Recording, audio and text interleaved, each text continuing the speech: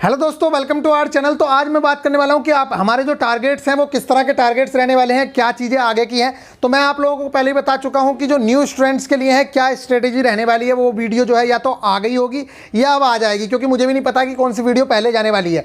फिलहाल मैं आप लोगों को ये वाली बात बता देता हूँ कि किस तरह से आगे के टारगेट्स चलने वाले हैं।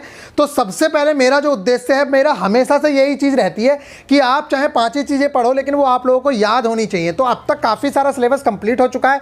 तो इस हफ्ते मैं जो ये चाह रहा हूं कि आप लोगों ने जो फिजिक्स और केमिस्ट्री कंप्लीट की है उसमें जो विविध वाले टॉपिक बचे हैं, जैसे फ्यूल्स वाला टॉपिक बचा हुआ है या अभी चुंबक से रिलेटेड कुछ चीज़ें बची हुई हैं, मतलब मैग्नेट से रिलेटेड, तो वो वाली जो चीज़ें हैं, मतलब फिजिक्स और केमिस्ट्री को पूरी तरीके से खत्म कर लिया जाए।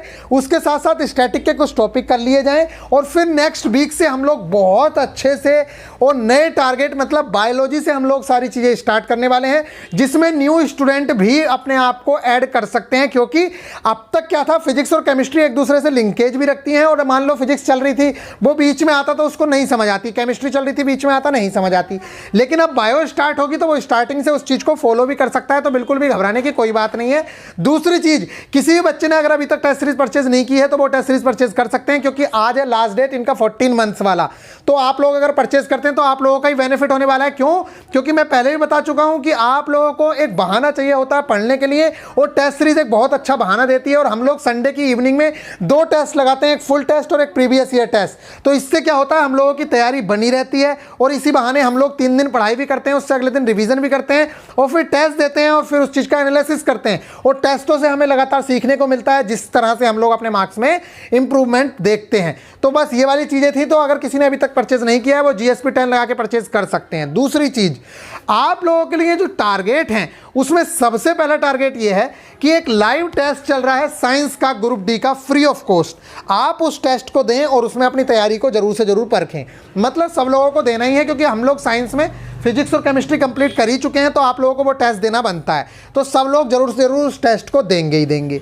उसके साथ साथ मैं जो बता रहा हूं आप लोगों को, आपको पता है कि हमारा इलेक्ट्रिसिटी वाला चैप्टर बहुत अच्छे से हो गया था।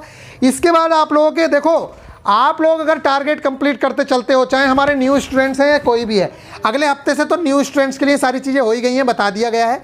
लेकिन अगर आप लोग इन सारे टारगेट को भी कंप्लीट करते चलते हैं तो आप लोगों के लिए बहुत ज़्यादा बेनिफिट होगा।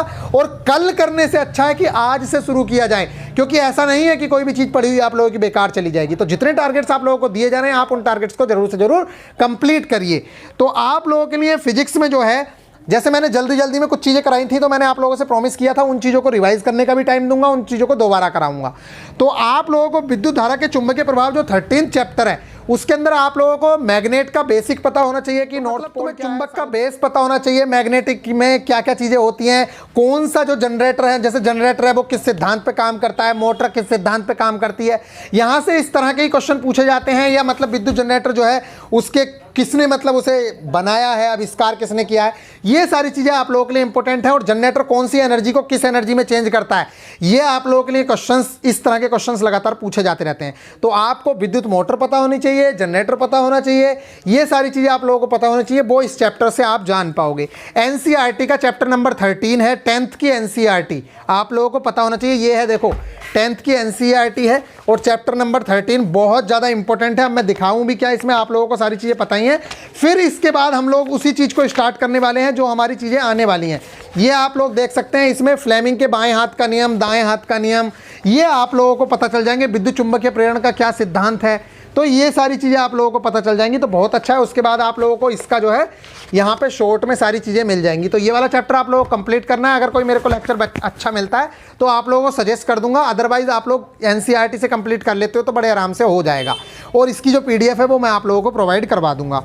इसके अलावा आप लोगों को पता है 4:2:1 पे ही अभी चलेंगे, क्योंकि हमारा सिलेबस अभी कंप्लीट होना बाकी है। सिलेबस लगातार कर रहे हैं और अब आगे जो ध्यान देने वाले हैं वो मैथ्स, तो लगभग जितना भी हो रहा है उसका रिवीजन पे चलेंगे। दूसरी चीज़, साइंस का भी, फिजिक्स और केमिस्ट्री का हम रिवीजन करते चलेंगे, और न्यू स्टूडेंट को वो वाले टारगेट देते चलेंगे। रिवीजन में ही उनके साथ टारगेट पूरे होते रहेंगे। और आप लोगों के लिए अब चलेगा static GK, static GK, bio, और प्लस आप लोगों के स्टैटिक जीके, बायो, और एक चीज़ और रह रही है, स्टैटिक जीके, बायो हाँ, और रीजनिंग, स्टैटिक जी के बायो और रीजनिंग चलेंगे। ये आप लोगों के लिए स्टार्ट होगा क्योंकि बाकी चीज़ें हमारी कंप्लीट होने वाली हैं, तो उन चीज़ों का हम रिवीजन करेंगे। ठीक है, फिर तो एक तो आप लोगों को फिजिक्स में ये वाली चीज़ करनी है, उसके अलावा मैथ्स में पार्टनरशिप वाला चैप्टर करना है। देखो, पार्टनरशिप वाले चैप्टर बहुत ज़्यादा सिंपल होता है, उसमें कुछ बस एक चीज़ आप लोग ध्यान रखो, जैसे कोई 6 महीने के लिए लगा रहा है रकम, कोई आदमी 4 महीने के लिए लगा रहा है, कोई आदमी 1.5 साल के लिए लगा रहा है, तो बस उसमें कुछ नहीं करना है, बस रेशियो पूछता है कि राम ने और श्याम ने 18 महीने और 14 महीने के लिए क्रम से रकम लगाई, तो अब उनकी रकम का अनुपात क्या होगा, या इस तरह के क्वेश्चंस आते हैं। तो आप लोगों को बस ये पता होना चाहिए कि या तो मतलब जब आप महीना लगाओगे तो महीने में हो, साल लगाओगे तो साल में हो, मतलब ऐसा ना हो कि यहाँ पे 1.5 साल लिख दिया, यहाँ पे 10 महीने लिख दिया, फिर प्रॉब्लम होती है। कुछ बच्चे इस तरह की गलतियां करते हैं। तो बाकी बहुत सिंपल सा चैप्टर है, इसमें कोई भी प्रॉब्लम आने वाली है नहीं। अगर कुछ भी आता है तो बताना, मेरे को टाइम मिलता है तो मैं आप लोगों को वीडियो प्रोवाइड करवाऊंगा। स्टैटिक जीके में आप लोगों से मैं रिक्वेस्ट कर रहा हूं कि स्टैटिक वाला पार्ट में ना देके आप लोगों से जो केमिस्ट्री और फिजिक्स के 3-3 पेज आप लोगों को दे रखे हैं, उन पेजेस को आप जरूर से जरूर पढ़ लो। उन पेजेस, वो जो पेजेस हैं उसमें जो क्वेश्चंस हैं, कोई भी वनडे एग्जाम देने जाओगे ना, चाहे वो यूपी SSC का एग्जाम हो, चाहे SSC MTS हो, चाहे DRDO हो, आप यूपी पुलिस का एग्जाम हो, आप जो मन करे वो एग्जाम देने चले जाना, लगातार वहां से क्वेश्चंस मिलते रहते हैं। मतलब अगर छोटा क्वेश्चन आएगा तो वहीं से आने की उम्मीद रहती है। इसलिए आप लोगों का टारगेट में ये शामिल कर दिया गया है कि आप लोगों को जो वो पेजेस हैं उन्हें बहुत अच्छे से पढ़ना है और लिख लिख के उन चीज़ों को याद करना है, अगर आप लोगों को याद नहीं हो रही है तो। मैंने आप लोगों को बताया उसमें से कुछ क्वेश्चंस तो आप लोगों को याद होंगे, लेकिन जो क्वेश्चंस याद नहीं है उन्हें अपनी नोटबुक में जरूर से जरूर लिख लें। ठीक है, ये बात हो गई। इसके अलावा स्टैटिक जीके में आप लोगों को एक टॉपिक दिया जा रहा है जीएसटी का। क्या टॉपिक दिया जा रहा है? जीएसटी। आप लोग सोच रहे होंगे जीएसटी 2017 का टॉपिक है, अभी क्यों दे रहे हो?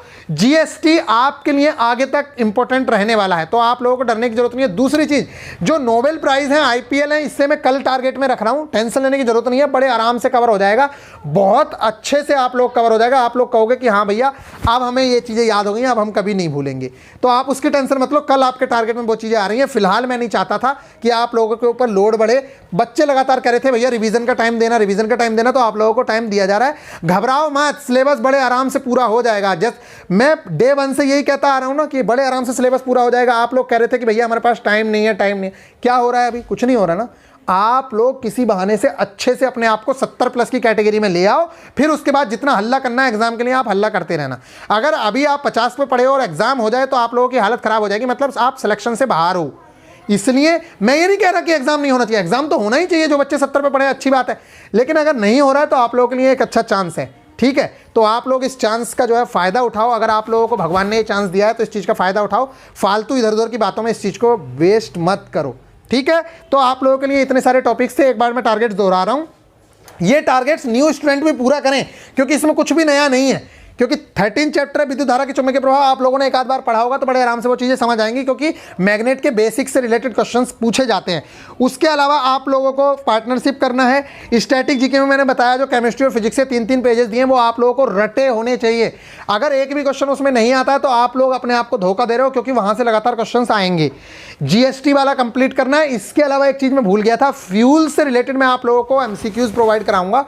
जो प्रीवियस ईयर एमसीक्यूज हैं, फ्यूल से रिलेटेड क्वेश्चंस पूछे जाते हैं, जैसे वाटर गैस है, इस तरह के जो कुछ क्वेश्चंस हैं आप लोगों से पूछे जाते हैं कि जैसे कोयले के आप लोगों को टाइप्स पता होने चाहिए कि कौन कौन सा कोयला है, किस तरह का कोयला अच्छा माना जाता है, किस तरह का बेकार माना जाता है, ये सारी चीज़ें आप लोगों को पता होनी चाहिए। ठीक है, गोबर गैस है, ये सारे जो क्वेश्चंस हैं, मीथेन गैस है, इन सारों से रिलेटेड आप लोगों से क्वेश्चन पूछे जाते हैं, तो आप लोगों को ये चीज़ें पता होनी चाहिए। बस आप लोगों के यही टारगेट्स हैं।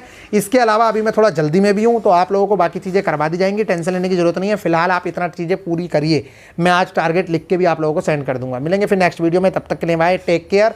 बस आप टारगेट पूरे करते चलिए बहुत अच्छे से। अगले मंडे से सारा का सारा बायो, स्टैटिक जीके और रीजनिंग, इन 3 टॉपिक्स पे काम करना शुरू करेंगे। अगर अभी तक किसी ने टेस्ट सीरीज परचेज नहीं की है तो वो टेस्ट सीरीज परचेज कर सकते हैं। जीएसपी 10 यूज करोगे आपको सारे बेनिफिट्स मिलने ही मिलने हैं। और ना सिर्फ ग्रुप डी, अगर आप ये सब चीजें करते हैं तो आप लोगों को लिए ऑल ओवर इंडिया में जितने भी एग्जाम्स होते हैं उसकी test series free of cost मिल रही जाएगी। एक टेस्ट सीरीज लेने के बाद बाकी सारी टेस्ट सीरीज आप लोगों के बेनिफिशियल है।